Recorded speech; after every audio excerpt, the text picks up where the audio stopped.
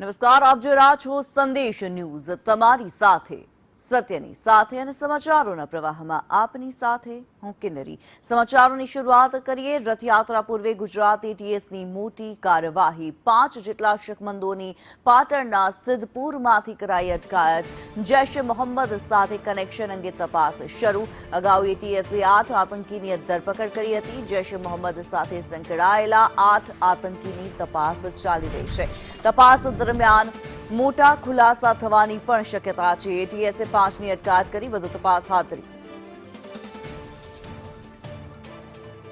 રથયાત્રા પૂર્વે ગુજરાત એટીએસને મોટી સફળતા મળી છે। ગુજરાત એટીએસ દ્વારા મોટી કાર્યવાહી કરવામાં આવી છે। એટીએસે 5 જેટલા આતંકીઓની ધરપકડ કરી છે, શકમંદોની ધરપકડ કરી છે। 5 શકમંદોની પાટણના સિદ્ધપુરથી અટકાયત કરવામાં આવી।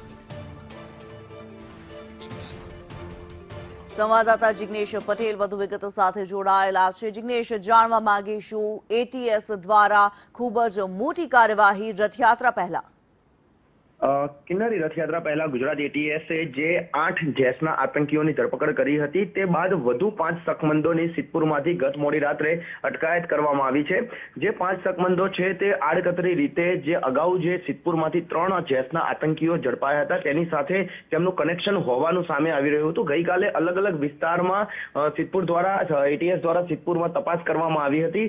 સ્થાનિક કોઈ મદદ આ 5 શકમંદોએ કરી છે કે કેમ તેના કેટલાક પુરાવા તેમના હાથે લાગતા અત્યારે તેમની અટકાયત કરી અને પૂછપરછ કરવામાં આવી રહી છે। સાથે જ જે 5 શકમંદોને એટીએસ ખાતે લાવવામાં આવ્યા છે તેઓના અગાઉના જે જૈશના 8 આતંકીઓ ઝડપાયા હતા, જેમાંથી 3 સિદ્ધપુરના હતા, તેમની સાથે શું કનેક્શન છે, કેવી રીતે તેઓ જોડાયેલા છે, કોઈ મોટા ગુનાને અંજામ આપવા માટેની તૈયારીઓ કરી રહ્યા હતા કે કેમ, તે તમામ મુદ્દે અત્યારે એટીએસ છે તે પૂછપરછ કરી રહી છે। અને આગામી સમયમાં આ 5 શકમંદોની પૂછપરછમાં શું નવી હકીકત સામે આવે છે અને અગાઉના 8 જે આતંકીઓ ઝડપાયા હતા તેમના શું ઈરાદા હતા તેના પરથી શું સામે આવે છે તે જોવું મહત્વનું છે।